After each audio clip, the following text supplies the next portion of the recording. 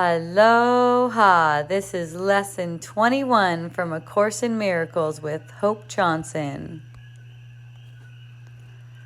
I am determined to see things differently. The idea for today is obviously a continuation and extension of the preceding one.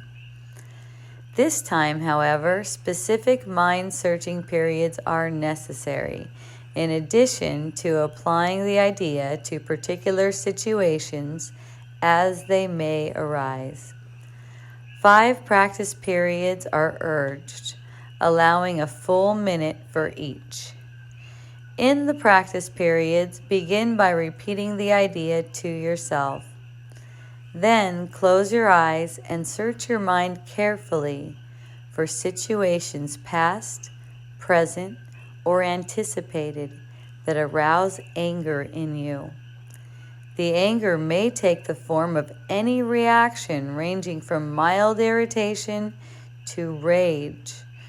The degree of the emotion you experience does not matter. You will become increasingly aware that a slight twinge of annoyance is nothing but a veil drawn over intense fury. Try, therefore, not to let the, quote, little thoughts of anger escape you in the practice periods. Remember that you do not really recognize what arouses anger in you, and nothing that you believe in this connection means anything. You will probably be tempted to dwell more on some situations or persons than others, on the fallacious grounds that they are more, quote, obvious. This is not so. It is merely an example of the belief that some forms of attack are more justified than others. As you search your mind for all the forms in which attack thoughts present themselves, hold each one in mind while you tell yourself, I am determined to see blank, name of the person, differently. I am determined to see blank, specify the situation, differently. Try to be as specific as possible. You may, for example, focus your anger on a particular attribute of a particular person, believing that the anger is limited to this aspect. If your perception is suffering from this form of distortion, say, I am determined to see blank, specify the attribute in blank, name of person, differently. Okay, so let's go over what you do in the practice periods, where it says, I am determined to see blank, name of person, differently. So notice if you get any reaction to a person, for any reaction to a person, like even the slightest annoyance.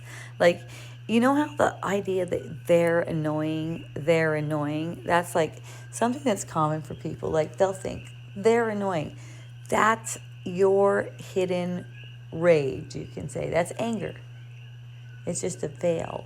So notice that. And then, so let's say Johnny, something that Johnny does is annoying to you.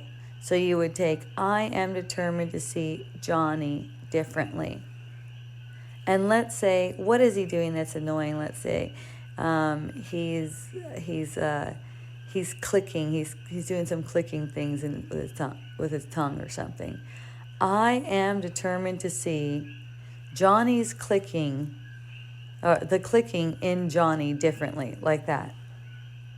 So you're determined to see these so-called attributes that seem to be in other people differently. See? So here's a situation. I am determined to see, specify the situation differently. Let's say, I am determined to see lack of funds differently. I am determined to see cancer differently, for instance. So you search your mind for a minute and you look at what is coming up, what is the slightest bit annoyance to whatever on that range, all the way to rage. It's all the same thing. So you're treating it all the same and saying you're determined to see it differently. I think the most important part is searching your mind, because this is a mind training program. So you have to learn the finesse of searching your mind and finding things that are causing upset. Right, and you know, sincerity really plays a role here, like the will to see.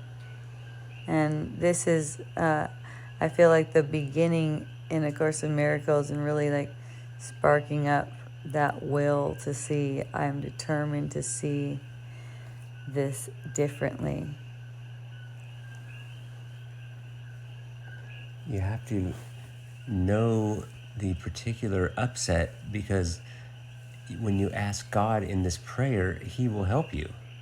So you have to like specify and line your will up with God's, and it'll happen. Right, because so often there's ignoring and really thinking that your problem is out there, and you kind of like accepting that this person is annoying. You know, kind of like just accepting that. But thoughts are creative. So no matter what, if you ignore it, if you try to ignore it, it's still going to have that power to make you perceive as if these problems are outside of yourself, and they continue to multiply. They don't go away. They continue to multiply. So this is a really potent practice, because you're going to see your problems all fall away one by one through renewed sight, really. You probably heard before, the only thing that can be healed is the perception. You know, that's kind of a common saying. Well, this is showing you how to have a healed perception, and it's by this determination to see things differently. And you have to do the practice. Well, let's say this. Okay, doing the practice is fucking awesome. All right, that's what I want to say.